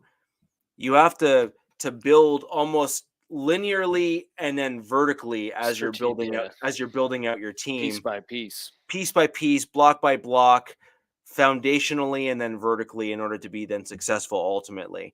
And if I look at your Kansas City Chiefs as an example, I think that's a good one to kind of point to. They did that. That's exactly the approach that they took. They built out their offensive line, and then they got in a couple depth pieces to kind of backfill the vertical piece. And that's the way the Chiefs have built their team. And so you can churn through a couple guys every year, as long as you built the depth in behind them and develop them the correct way. Point proven to how good they have built it. They got rid of Tyreek Hill, who is literally probably the best receiver in the NFL right now, and one of one, still won literally the Super one of Bowl. one of one. Yeah, it still won the Super Bowl. Yeah. So if that's not the epitome of, we built this thing from the ground up the right way, I don't know what is, because right, any other team, they do something like that and it blows up in their face. Yeah. And that's why I think it's, especially right now, is just AFC West football fans in general. I think it's a pretty exciting time I agree. just to watch. Obviously, like, Broncos kind of got their head coach and guy last year, but we saw kind of total regime changes with the Raiders and Chargers, and we'll see if we're putting what we're talking about right now kind of into an actual plan, and do this kind of long drawn out, sincere rebuild, rather than what happened 2-3 seasons ago, when it was like, let's just trade for the biggest name possible and this should be enough. Yeah. And that's why I think the same as we were talking about, or at least what I was talking about for the Chargers, I think the same can be said for the Raiders, in that I think a successful season for them is something close to probably what, like, Raiders X saying, in like 8-9 to 10-7, where you're probably not making the playoffs, but you had a respectable year and put together a full season with your new coach. And I'd say if they're in that realm, then that tells you, like, and if they're in that realm with Gardner Minshew and Aiden O'Connell, that tells you, that they're in the right direction. And because I think the Raiders are realistically one more season, if not two, away from being like fully competitive, just because they got to find their QB. But that's just, and maybe the same with the Broncos too, if Bo Nix isn't the guy, or Zach Wilson, whoever it is. But because that's just kind of watching the Chiefs, how they did it. That was the moment when you knew, like, okay, they built this right. Because, obviously competitive enough with Alex Smith, but that can only get you so far. And they knew, like, okay, we built this like elite championship level roster. We just need our guy at QB. And obviously it's Patrick Mahomes is kind of a one of one prospect in that regard. But you get what I'm saying, in that, all of these teams have some kind of difference maker at quarterback, with their own flavor of how they do it. And so that's just that's the kind of the final piece de resistance, for doing your rebuild is like you have your roster in place, and then when the time's right, you get your guy, and then it's you're set up for quite some time. Well, you're set up for almost 5 full years. Yeah. Where you get an elite talent at the quarterback position that is, and you can pay the other guys around them. Right, exactly. So then you can re-up the top tier skill guys while paying your quarterback pennies on the dollar, quite literally.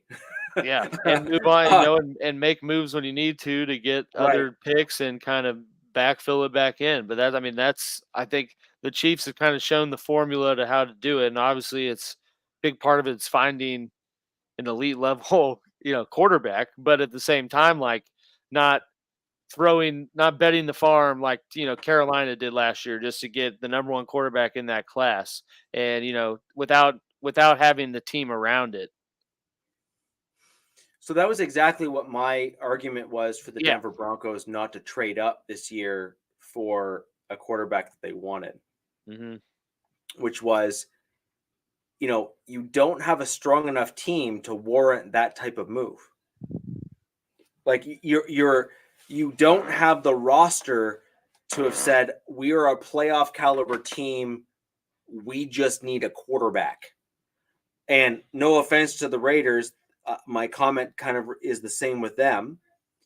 And the Chargers, to be quite honest, they need to put together a proper vision so that they can prove that their quarterback is capable of carrying them to that next level. Yeah. I don't think any of us are necessarily thinking that their quarterback isn't very good, but can he be a guy that elevates them truly to that next level the way that your quarterback, for example, with Mahomes has done with your team? Or are the Chargers really at a point now where they should be building rookies to build out the roster, and then maybe next year or the year after try to trade Herbert for a boatload of picks to then bring in capital to then go after and target a rookie that they believe can actually kind of do almost what Mahomes did for the Chiefs, which is get us to a playoff team, but then trade Herbert to get all the picks and trade some other guys to maybe get some more picks, and then package them up to go high to get our quarterback.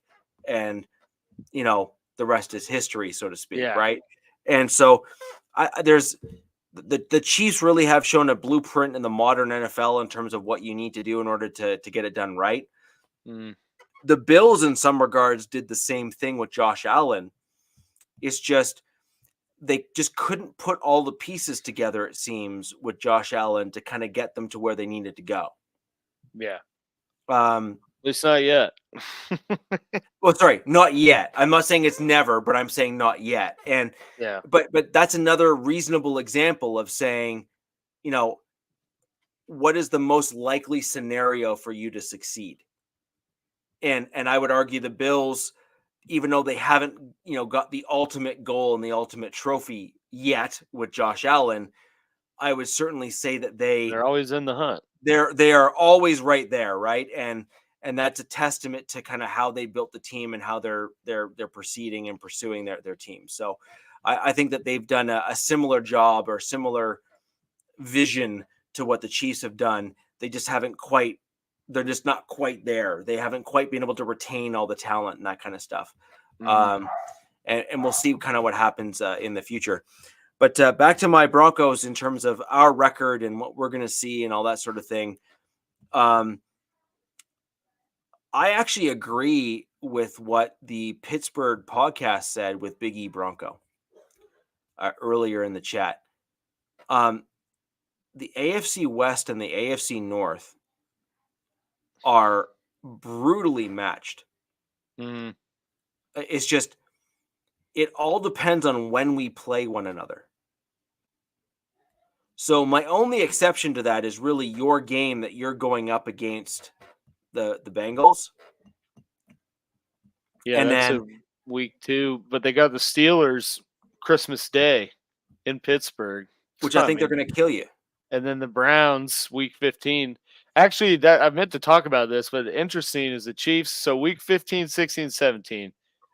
Just not to get off the path, but just to get off for a second. They play the Browns, Texans, and Steelers in a 10-day span in 3 different cities. So talk about a tough stretch. Like, I believe they refer to that as a gauntlet. yeah. you know, Yeah. like literally, Sunday to Saturday, and then after Saturday, turn around and play on Wednesday, Christmas Day. And I mean, all tough. Brown both at the AFC North. So at AFC North opponents, and then Texans at home. So I mean, yeah, tough. And goes to what you're saying is, we're playing AFC North opponents in winter, in peak winter months, at their stadium where they're, built to sustain and withhold those types of measures. Yep. And that's exactly my point, right? Which is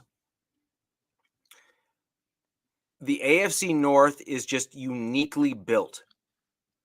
They're built for the latter part of seasons just because they have to build their rosters, to weather the storm, so to speak. And they're always gritty.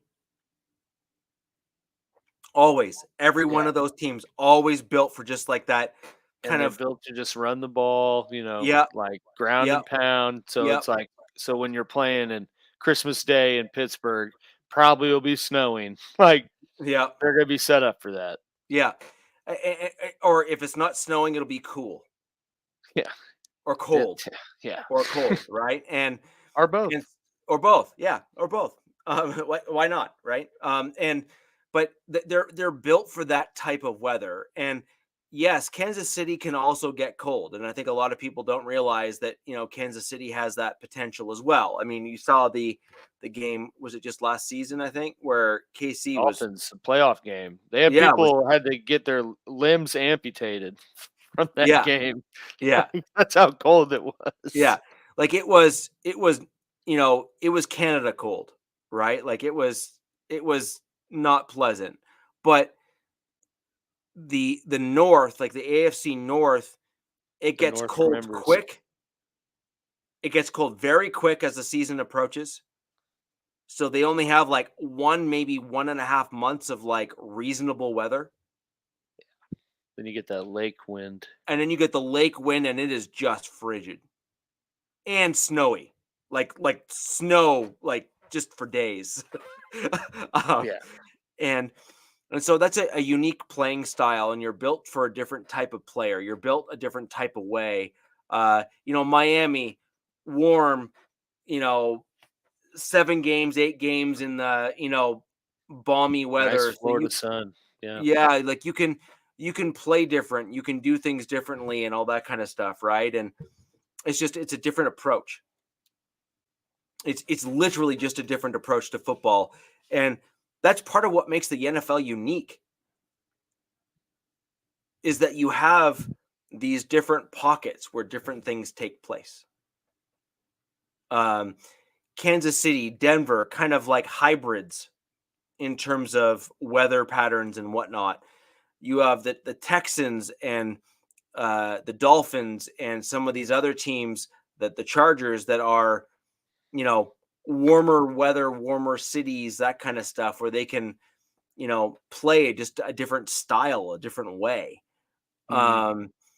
And it really does make the league quite interesting when you start cross-pollinating these different divisions. But what it does do is it means that when you get a defensive line that's built for cold weather, gritty, running the football, stopping the football, that kind of stuff, if your offensive line isn't designed to stop like a 300-pound dude that can just blow through an offensive line, It's gonna be tough. you are in for a rough day, my man. like it is not going to be fun for you. Right. And Mm-mm. so the Steelers, the Ravens, Especially with Derrick Henry's in that division now. yeah, yeah. But that's what I'm saying, is that you got the Ravens, the Steelers, the Bengals. I mean, it's just like The Browns. and the Browns are no slouch either. Like they used to just Yeah. be the Yeah. afterthought, right? But that ship has long sailed. No. Yeah. Oh Like yeah, they we'll see. But they're definitely better. let's put It's it no this way. longer just a write-off game. Yeah, they are no longer a 1-15 football team. Yeah. Okay? Like they are a solid, 9 to 10 win team generally speaking, or somewhere in that general ballpark. Like they have set their team up. Like they are in relatively good standing. Mhm. and so it's just I actually agree. I actually think that the way that our teams are built compared to theirs, I don't think we match up well. Yeah. But I I think it does a big part of it goes to I mean, outside of the Ravens, right? 'Cause the Ravens are obviously elite AFC team, elite NFL team. Yeah. But I mean, the Steelers, it was wait and see because I mean, we don't even know who their QB is at this point. But I mean, they're always a tough play with Tomlin. Well, just look But down. yeah, just look down. Yeah, You'll see their QB. His name is Russell Wilson. yeah, true. Yeah, And but I mean, same and Bengals if healthy are up there in the lead. But they are. I think the Browns and Steelers.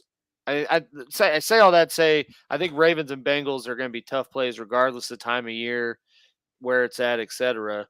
But I think Browns and Steelers is certainly more of a factor of if you're playing them at home, what's the conditions like, and how, and even like how late is to the season? Because I think I could kind of see the Steelers being somewhat of a dumpster fire because I think they're going to bounce back and forth between these two QBs to make things kind of just kind of a S show, And then the Browns, we'll see with Watson, but he hasn't necessarily proven himself yet. Once he got traded, that he's the same Yeah. guy.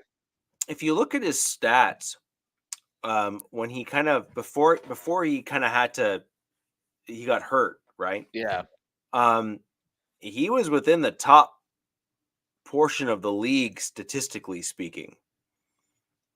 So I think a lot of people, because he got hurt so early, kind of missed that fact. So if you look at his like completion percentages and the other things, he was right within that top group of the league. yeah, And he got hurt early, and obviously the team didn't do quite as well as they would have hoped, and all that kind of stuff. So fair enough. I think that's a fair comment to kind of make, to say you don't know, which I do agree with, by the way. But I think a lot of people forget that as much as he was a beast. he was Is. not some lower tier garbage quarterback. He was a competitive force when he was there and healthy. And now, is he worth the money that they paid him? Yet to be seen. But I think it is fair to at least look at what they were and say, if he'd played the year, they would have been legit competitive. Like, and Yeah. I mean, and I truly mean that, like for sure. So I see my Broncos kind of in this interesting upper middling zone. I think that we're starting to Heck yeah. I think we're starting to see some interesting stuff. I think the Broncos are going to be better than people think, but I think that there's still going to be elements missing, Yeah. if that makes sense. Like, this is year 2, but kind of more year 1 for Sean Payton. Mhm. He had too many pieces that were already in play that he couldn't, Yep. manipulate on the roster in his first year. So I see this as more of his year 1 than I do his year 2. But if you're going to be honest, the Broncos had no business winning the number of games we won last year. True. We didn't. We just didn't. But that was a Sean Payton run team, and he always pulled out a couple rabbits out of the hat. Yeah. And That's what I was gonna say too. I mean, if Bo Nix even remotely pans out, it could be an even more successful season, because that means he's kind of Peyton's found the guy, his second Drew Brees, so to speak, to run his offense. Yeah. So my prediction here, guys, is I believe Zach Wilson will be the starting quarterback week 1. Whew. I do. I believe Wilson will be the starting quarterback week 1. I believe that he is going to be the guy that will be on the field. I think he has some dynamic options in the way he plays. I think that he moves well. I think he provides some flexibility in terms of how an offense can be run. I believe Stidham is sneaky athletic as well. And I think that just because Sean Payton knows how important the quarterback position is, I think he's going to keep 3 QBs on the roster. Yeah. And I think that we're going to start to see is a transition as the Broncos continue through the year. Well, Ray, I am really, really interested. Tales by Diesel, my man, how you doing? Love that guy. He's on Captain Jack's channel quite a bit. Good dude. Love his takes.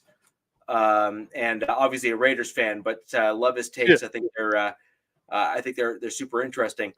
But when you look at where I see the Broncos going and what I believe Sean Payton wants to do, I think he recognizes that a rookie quarterback starting week 1 has never really worked out ever in the NFL.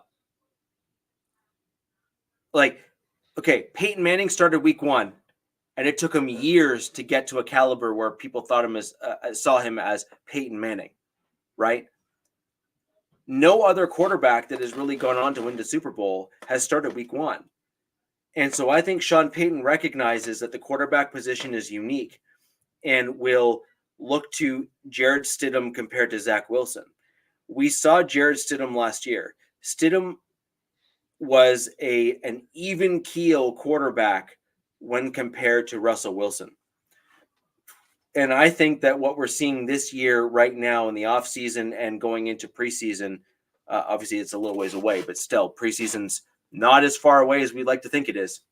We're under 100 days. So yeah, we really are. Like it's much faster and coming up much closer than people want to admit.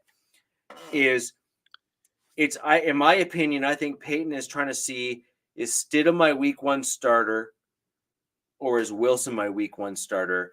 And in my opinion, I believe Wilson has got the edge right now. I think that there is just certain things that Wilson can do that allows Sean Payton to open his playbook more. And because Sean Payton he's very astute to his quarterback's weaknesses. That's why we saw Russell Wilson with like almost a career year last year, but yet still suck. I think that that's what you're going to see.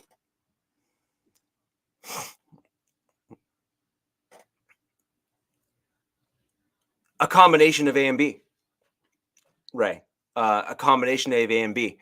I don't believe that Wilson is better than Bo Nix, but the quarterback position is predicated so much on processing things quickly that what you don't want to do is put your quarterback on the field week 1 and have him seeing ghosts. Mm-hmm. Pun was very much intended. And the reason why you don't want that is that it can really mess with the psyche of a quarterback. And again, you can hate me all you want. You can dislike what I'm saying all you want. But I'm going to pose this question back to you. Going back 20 years, tell me how many rookie quarterbacks that have started week 1 have gone on to win a Super Bowl? None. I'll wait.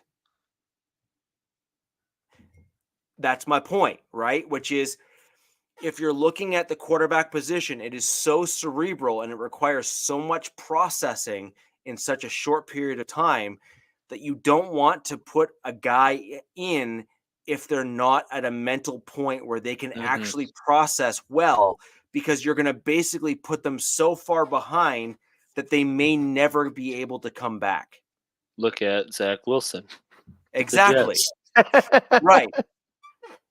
Now, I actually think that Zach Wilson may be looked at by a guy like Sean Payton as a long-term backup. So Sean Payton, I think, in my opinion, is looking at Zach Wilson as a week 1 starter, like for the team now, but sees Bo Nix as the long-term starting quarterback, and will quickly, like that, there's going to be like a crossing pattern in terms of skill sets here. But I think what he wants is Zach Wilson to be that competent backup that he can bank on being there for 4 or 5 years because he's young enough, or pull a Bill Belichick and say, I'm going to put Zach Wilson in this year. I'm going to show that I can revive his career. I can make him look good and make his stats just chef kiss good. And then try to move him at the end of this season to another team that needs a starting caliber quarterback, or wants a starting quarterback but doesn't have a high enough draft pick in the draft, and get a 2nd round pick for him. Because I've shown that with the proper coaching, Zach Wilson can be a good quarterback at the NFL. And I think that that's what Sean Payton is trying to bank on here, which is, whether it be Jared Stidham or Zach Wilson, he's trying to show that these quarterbacks can still be talented at the NFL level. Yeah. Yeah. And to do kind of what Bill Belichick did with his backup quarterbacks with Tom Brady, which is to have them end up being commodities and kind of move on to other teams. Now, can the other teams perform to the level of Sean Payton? I'm going to say probably not. But can they come close? Maybe, with the right guy. Yeah. Sorry, go ahead. Yeah. No, just to piggyback off what you're saying, though, is, like, look at Josh Dobbs last year, where he was, I think first 4 or 5 weeks was playing for, was the Cardinals starting QB until Kyler Murray got back, and he played, so decent that they traded him to Minnesota because of an injury. So, I mean, even in that situation, he could turn it around even quicker if, Zach Wilson comes out and plays the first 2 weeks, not lights out, but exceptionally better than how he looked in New York. I mean, because he's still a young QB. So he's still in his rookie deal. Yeah. Right. And that's my point. So am I trolling? No, I'm being dead serious, like literally dead serious, like heart attack serious, in saying this is a coach that has a relatively proven track record of turning players around. And here's an example, Ray. Jameis Winston. He had, like, was it 31 TDs to 31 interceptions or something stupid like that? It was bad. It was not great. Okay. However, 31 touchdowns is still 31 touchdowns and 5,000 yards. Like, that ain't bad, right? Like you know what I mean? Like that's not something to kind of like say, ooh, but it's the 31 interceptions that were not great. Sean Payton turned him around and made him look like a pretty halfway decent quarterback. You look at Teddy Bridgewater when he went over to the Saints there for a little bit. He looked like a pretty good quarterback when he was under Sean Payton's offense.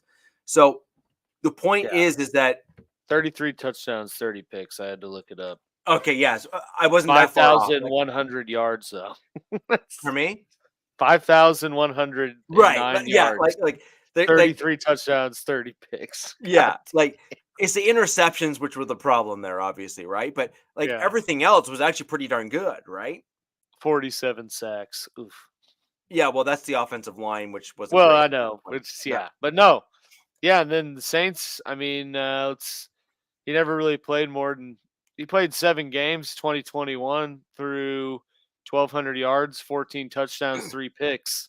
Right. I mean, So that's pretty damn good. that's not bad. Like that's actually pretty good stats, right? Like so that's my point, right? Which is with the right coaching and the right direction provided to these quarterbacks, you can turn them around with with the proper direction. And Sean Payton has generally been able to direct these quarterbacks in the right way.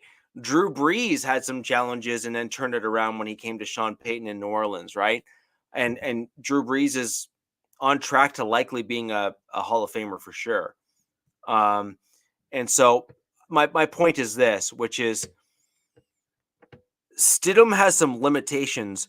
Zach Wilson, if you are truly looking at the analytics, and I mean truly looking at the analytics, deeper than just skin deep in terms of some of the basics. Zach Wilson has had some pretty solid seasons despite having some not great teams in front of him. And so and now, just like being thrown to the wolves and the right, media, right, and right, basically being the like scapegoat for everything. right. Every bad thing that happened to the Jets was all on Zach Wilson. I mean, there were some divorces that took place in New York because of him. Yeah, clearly. Okay. Like I will say that Denver would do well to make sure that minivans might not be allowed at the stadium. Just saying. Because that means soccer moms will also be present, and well, we know his track record with those. But aside from that, I do think that Zach Wilson has shown, statistically speaking, is interesting. I do think that his potential is there, and I do think that because of Sean Payton, and I mean that truly, Zach Wilson can be that wild horse, that wild card, that guy that no one saw coming. And to your, yeah, I agree, Ray. They can, but when the minivan is a rockin', you don't come a knocking. You know what I mean? And Don't bother me. and most minivans can, at a minimum, hold a twin mattress. So yeah, you can do with that what you will. But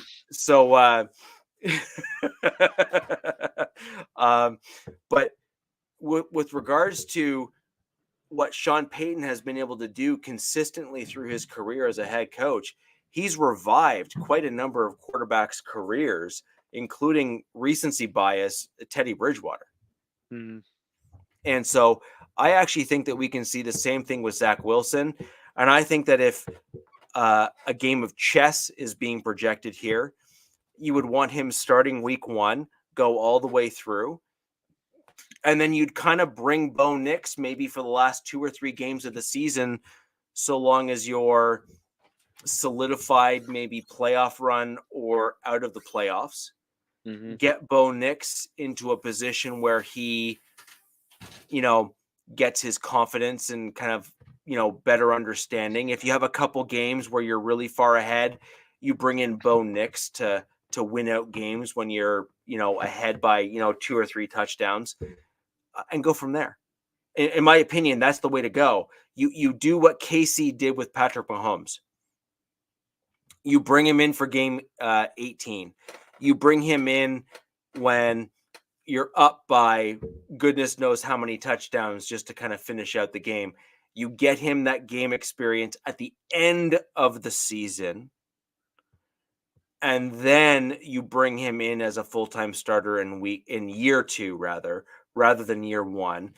And every game after the game, you throw Bo Nix into the fire and say, why did that fail? What would you want to, like, you basically put him as if he was the quarterback on the field, and you hold him to account as if he was making those decisions. And ultimately it will make him better, because I believe that's what Andy Reid did with Patrick Mahomes. Probably. I do. I truly believe it helps that they were still, pretty good. No, And I see the Broncos being able to finish kind of like a 9-8, 10-7 kind of record. I think that we're going to be better than a lot of people think. I think we're going to put up a winning record. I think it'll be barely, but I do think it'll be a winning record. And I think that if I'm looking at like the upper, like you're talking like 12 wins. But I think that you're more likely kind of in the either the 8 win or 10 win as your most likely scenario. Yeah. I think that's kind of the, trajectory we're going to, for a lot of the, really outside of the Chargers, just because of the unknowns. I think, like 8 to 10 wins is a pretty healthy range for all of our teams in terms of record for the season.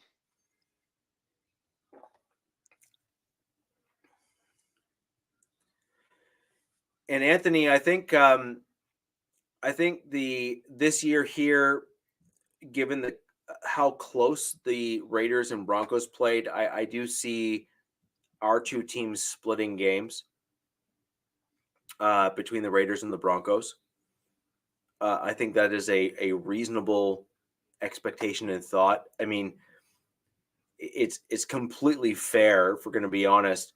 I mean, the AFC West is a slugfest. Like we are so like, I don't know if I can go back far enough, but I think there's been very few games where within the division where we have won over each other by more than a touchdown in most games. And that includes games where you would think that the other team would have separated and pulled away and killed it. For whatever reason, because we're divisional opponents, we just seem to be able to keep things close. And it seems to always come down to a field goal or like 1 or 2 plays, and that includes with the Chiefs. Now, there are rare games like that Christmas Day game and everything else. Like, I get it. There are rare games where the Raiders will just romp the Chargers. But if you're going to be honest, they're not common. Like, they are rare. And when they happen, there's a reason why the chat goes wild. And frankly, you have every right to go wild. But nonetheless, they are rare, and they should be celebrated when they happen, but they're rare nonetheless. Our division is too close. Like, we have a deep-rooted competitiveness with one another, which makes the AFC West, actually, to tie back, Alex, and go full circle to kind of start to close out the show here, the AFC West and the AFC North are very similar. Yeah. A lot of parallels. There's a lot of parallels between our two divisions. Those teams are always stupid close, regardless of what their records are. Even the Browns, when they were 1-15, were like a field goal away from beating like the Steelers and the Ravens and that division. Like, they were always stupid close within their own division. And I see the AFC West as having some tremendous parallels with the AFC North as well. So, anyways, guys, we will have a full complement next show. And by the way, I got some confirmation during the show. I believe we're going to have a Ravens guest potentially next season, or next show. And I want you all to have your Ravens questions ready, because, man, I think that game is going to be wild. why. I mean, the Ravens are just one heck of a team. Oh, And yeah. so love to get the Ravens guy on the show. We're going to go like a live Q&A. Hopefully it'll be We'll kind of have cool. Robert back. We'll have Robert back. We'll get some Raiders folks in here. So everyone in the show, I want to see you here next week. I want you to have your Ravens questions ready. I'm going to try and get as many Ravens folks in here as I possibly can because I really want to get this chat hopping. And if you have any questions for us that you would like us to ask of our Ravens guest, please send the show a direct tweet or a DM at Wild West Pod on X. Or you can go ahead and leave a comment down below in the video, and I will try to capture that ahead of next week's show. And Anthony, I just want to say thank you for joining us. I haven't seen you in a while, but Welcome back, brother. Love the comments. Sup, brother? Love the comments. What? I said, sup, brother. Yeah, love the comments. Love the interaction with the show. We got a few other folks that have joined us a little late in the show here as well. We got Nutty Raider Nate. We've got Bambino 2678. We got a few other folks here in the chat as well. It's kind of scrolled on me a little bit, but thank you all for joining us live. We will see you next week where the West Side is the best side. Peace. Fast lane when I pass in the street, bag of money in the passenger seat. Simcoe's been asking for me on the road from the west to the east. Way up, I might never come down, cause the coast racking up the flame out. So high, I might never come down, so what, this is my lifestyle. Wait a minute, work hard for the car, so that's why it's all tinted.